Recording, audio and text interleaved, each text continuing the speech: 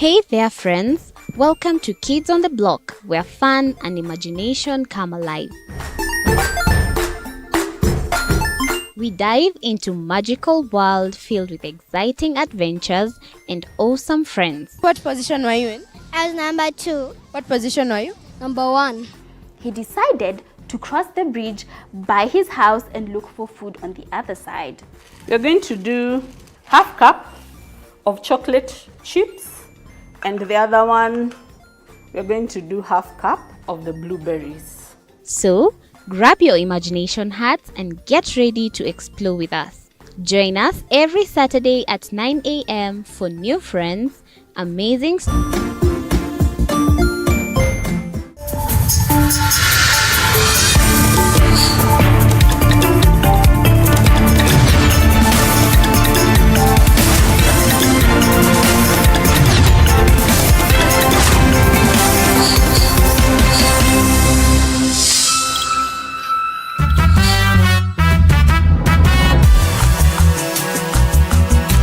Mbashara mtazamaji kutoka hapa katika chumba cha matangazo jijini Nairobi, ikiwa imegonga saa 12 na dakika 59, dakika moja tu kabla ya saa moja kamili saa za Afrika Mashariki.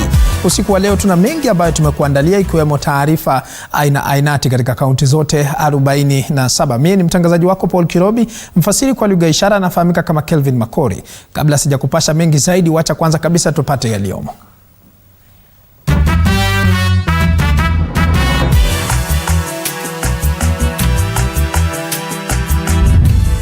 Idara ya polisi yasema imeanzisha uchunguzi wa mauaji tata ya wasichana na wanawake. This troubling trend highlights the urgent need for focused actions and collaboration to tackle the widespread problem of gender-based violence in our society.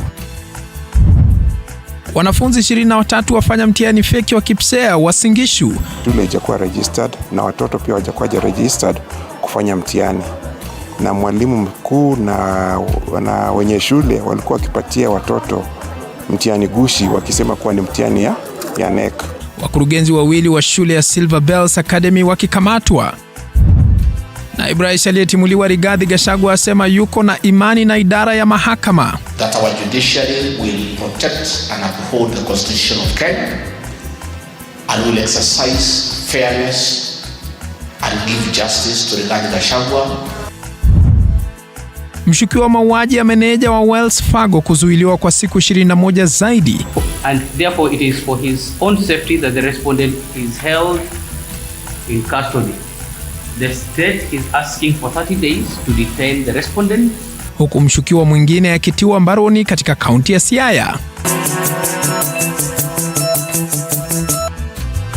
Mtazamaji, kwa hayo na mengine mengi unafuatilia matangazo hayo kupitia kwa mtandao wangu wa X @paukirobi @TV47KE, na ambapo nitakuwa na kujuza mengi zaidi kwa mtandao wa YouTube na tupata TV47 Live. Tuzidi kusonga mbele. Idara ya polisi ya kitaifa mapema imesema kwamba imeweka mikakati ya kukabili visa vya mauaji tata hasa ya wanawake nchini. Kulingana na taarifa ya idara hiyo, angalau visa 97 vya mauaji ya wanawake vimeripotiwa nchini. Anajiri huku idara ya upelelezi ya makosa ya jinai DCI kupinga kuhusika katika utekaji nyara wa Kenya. Mwanahabari wetu Samira Mohamed na uketo wa taarifa hii. Kufuatia malalamishi ya umma, mashirika ya haki za binadamu na wanaharakati kuhusu ongezeko la visa vya mauaji nchini, ambayo ni pamoja na mauaji ya Starlet Wahu, Rita Waini, Amina Dhahabu na Nuswaiba miongoni mwa wengine, kwa mara ya kwanza idara ya polisi ya kitaifa imekashifu vikali ongezeko la visa vya mauaji dhidi ya wanawake nchini. The intentional killing of women and girls has become a critical issue in Kenya, especially with a significant increase in murder and manslaughter cases over the past 2 years. Idara ya polisi sasa imedai kuwa kuongezeka kwa visa vya mauaji ya wanawake ni jambo la kutisha, huku wakidai kufanya uchunguzi wa kina. The National Police Service is dedicated to addressing and investigating all serious crimes. We recognize the importance of swiftly resolving the cases to ensure justice, for victims and their families. Kulingana na idara hiyo, takriban visa 97 vya mauaji vimeripotiwa nchini katika kipindi cha miezi mitatu. Naibu Inspekta wa Jenerali wa Polisi Elliot Lagat akikiri kuongezeka kwa visa vya mauaji katika kipindi cha miaka miwili iliyopita. The country has reported 97 cases of femicide. This troubling trend highlights the urgent need for focused actions and collaboration to tackle the widespread problem of gender-based violence in our society. Haya yanajiri huku idara ya upelelezi wa makosa ya jinai ikikanusha madai ya kuhusika katika visa vya utekaji nyara yanayoshuhudiwa nchini. We are not as officers of the National Police Service involved in any abduction whatsoever. We uphold the constitutional rights, the constitutional standards and the fundamental rights of freedom. Baadhi ya viongozi akiwemo kiongozi wa chama cha Wiper Kalonzo Musyoka amekashifu vikali visa vya mauaji yanayoshuhudiwa nchini na ongezeko la utekaji nyara yanayoshuhudiwa. A significant increase in arbitrary arrests, enforced disappearances, torture and extrajudicial killings should be deeply of concern. Samira Mohamed, runinga ya TV47. Asante sana Samira Mohamed kwa taarifa hiyo. Hali ya sintofahamu imetanda katika shule ya msingi ya Silver Bells katika kaunti ya Uasin Gishu baada ya kubainika kuwa wanafunzi 23 katika shule hiyo wamekuwa wakifanya mitihani gushi ya tathmini ya gredi ya 6 KPSEA. Tayari watu wawili akiwemo mkurugenzi na mwalimu mkuu wa shule hiyo wamekamatwa. Andin Kilemi na maelezo zaidi. Siku ya mwisho ya mtihani wa wanafunzi wa gredi ya 6 KPSEA imeshuhudia matukio ya kustaajabisha baada ya kubainika kuwa wanafunzi 23 wa shule ya Silver Bells Academy mjini Eldoret wamekuwa wakifanya mitihani gushi. Jana jioni wakati kwa tukifunga container, kuna mzazi mmoja alikuja kuripoti kuwa ameona vitu tofauti zikifanyika katika shule yake. Watoto wanachelewa kufanya mtihani na nadhani kuna vitu zinafanyika. So leo tukakuja hapa kwa hii shule kuangalia ni nini kinafanyika. Akithibitisha kisa hicho, mkurugenzi wa elimu katika kaunti ya Uasin Gishu Gitonga Thiringi amesema kuwa tayari mkurugenzi wa shule hiyo pamoja na mwalimu mkuu wake wamekamatwa na polisi kwa madai ya kutowasajili wanafunzi kwenye baraza la kitaifa la mitihani nchini NEC. We have established that they have not been giving out the exam because we are with the DCC and the Sub-County Director of Education who are manning the container. We were there yesterday very early in the morning.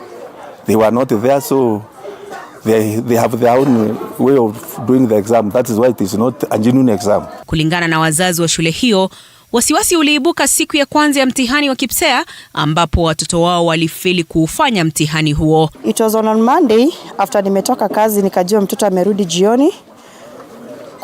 Only to ask him mtihani ilikuwa aje, akaniambia mom hatukufanya mtihani. And I had information from a friend that aliniambia mtihani ilikuwa mzuri. Nikauliza mtoto, ni wewe hukufanya peke yako kama mwenzako ameniambia mtihani ilikuwa nzuri? Akaniambia mom, tuliambiwa tukiuliza tuseme mtihani ilikuwa nzuri. Hasa tutalaumu wenye shule pamoja na wasimamizi wa masomo katika kaunti hii kwa kuwezesha mambo kama haya kufanyika. Sasa imebainika kuwa shule hiyo ya msingi ya Silver Bells haijasajiliwa kama kituo cha mitihani. Uchunguzi tayari umeanza huku shule yenyewe ikisalia kufungwa.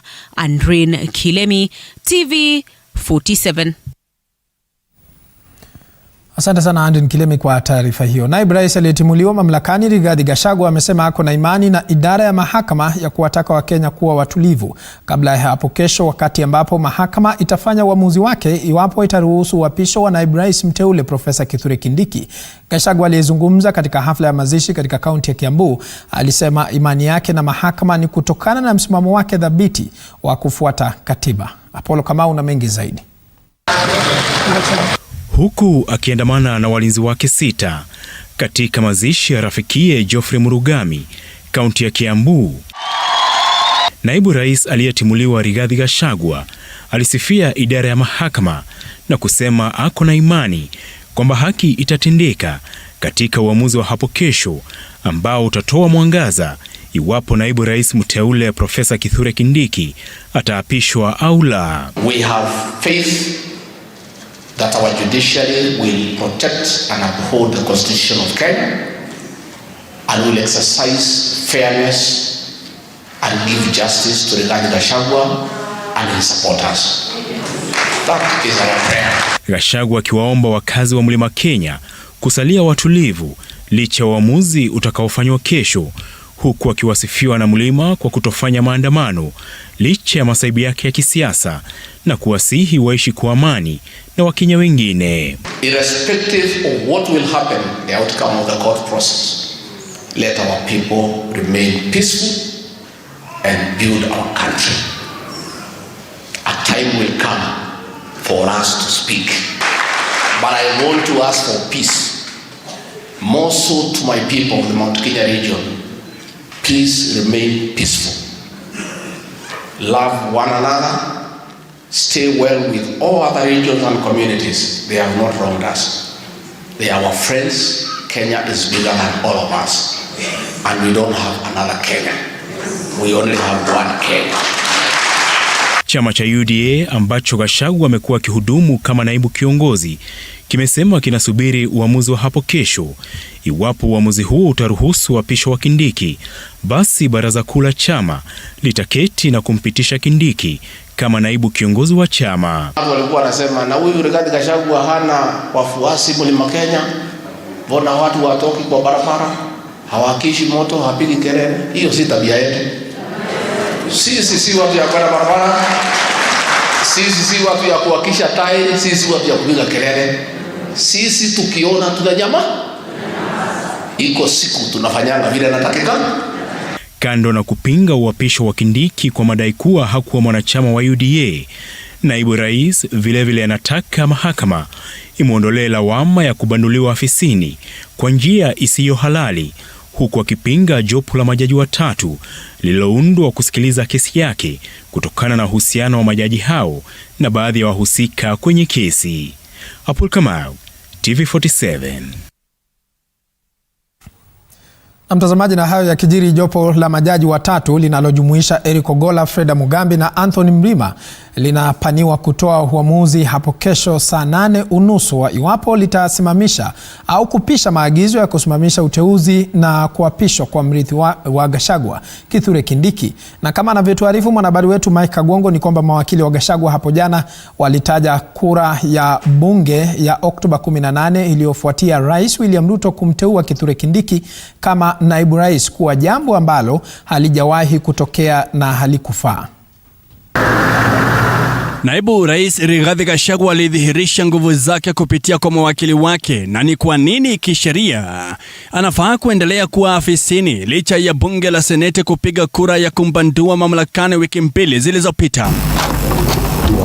Kwenye utetezi wake mbele ya majaji Eric Ogolla, Freda Mugambi na Anthony Mrima katika mahakama ya Milimani hapo jana, Gachagua alikosoa mchakato wa bunge la kitaifa wa kushirikisha umma uliotanguliza zoezi la kumbandua afisini, akisema haukuwa wa haki. That conservatory orders consequently should be granted on the inherent merits of a case, bearing in mind the public interest, caution of values, and the proportionate magnitudes and priority levels attributable to the relevant causes. Those who are accorded powers under the Constitution can only exercise those powers within the four corners of the power granted to them. That is number one. And that number two, on account of Articles 1, Article 2, and 3, all those decisions are amenable to judicial review. Mawakili hao walidokeza kuwa haki za Gachagua zingehatarishwa iwapo maagizo ya kusitisha uteuzi na kuapishwa kwa Kithure Kindiki yatapitiwa upya kama mwanasheria mkuu alivyotaka. The conservatory orders that are in place are meant to complete the violations of the constitutions. My Lord, under the constitutions, your first duty is to defend the constitution. Only 200,000 people purportedly participated in that process. That is to me, my ladies, my lords, For Honorable Mutuse to have the guts and the audacity to move the motion, he had the backing of 200,000 people as against a population of 50 million Kenyans. Kwenye majibu yao, mawakili wanaowakilisha serikali waliteta kuwa waziri wa mambo ya ndani Kithure Kindiki anafaa kujaza nafasi hiyo, kwani Gachagua alipoteza nafasi yake ya kujitetea vilivyo mbele ya seneti. Walidumisha uhalali wa utaratibu wa mchakato wa kumtimua Gachagua, wakidai kuwa Wakenya hawakutarajia uingiliaji kati wa mahakama na kwamba bunge la kitaifa halikupaswa kuwasilisha utetezi wa Gachagua kwa umma. Jopo hilo sasa linatarajiwa kutoa uamuzi wa iwapo litasimamisha au kupisha maagizo ya kusimamisha uteuzi na kuapishwa kwa mrithi wa Gachagua Kithure Kindiki hapo kesho saa 8:30. Mike Kagwango, TV47, Nairobi.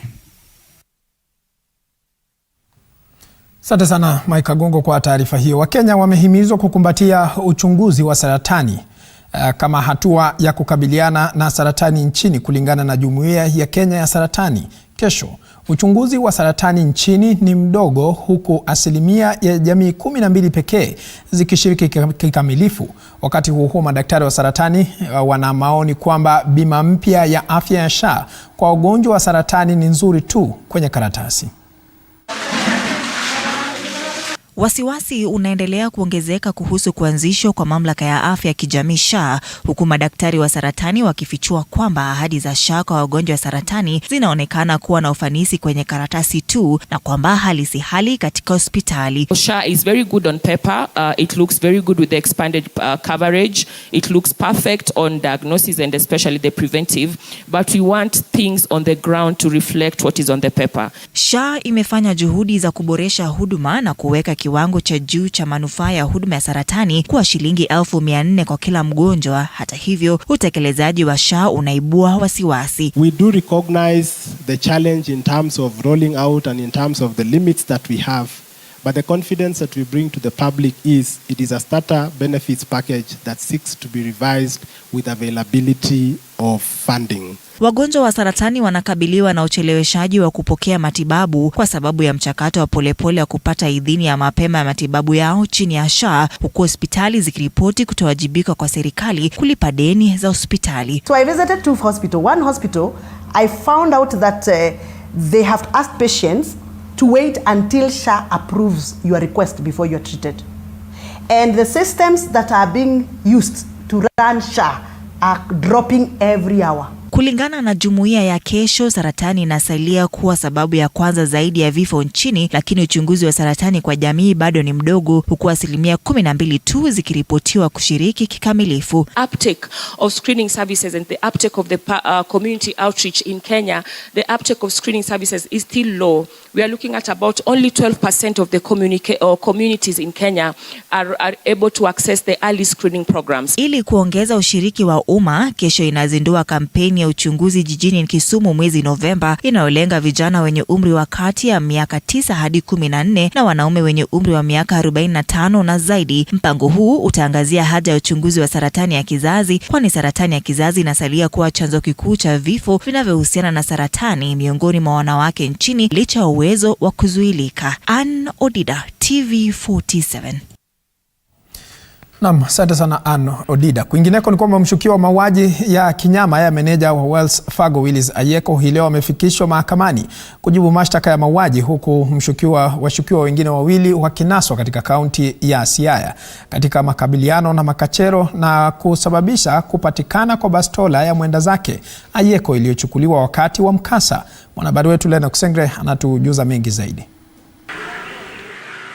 Mshukiwa mkuu katika mauaji ya meneja wa Wells Fargo Willis Ayeko hii leo alifikishwa katika mahakama ya Siaya kujibu mashtaka ya mauaji ya kinyama ya afisa huyo. Mshukiwa Victor Ouma aliyekamatwa katika mtaa wa Dandora hapa jijini Nairobi akiwa mafichoni, akionekana mwenye mawazo chungu nzima.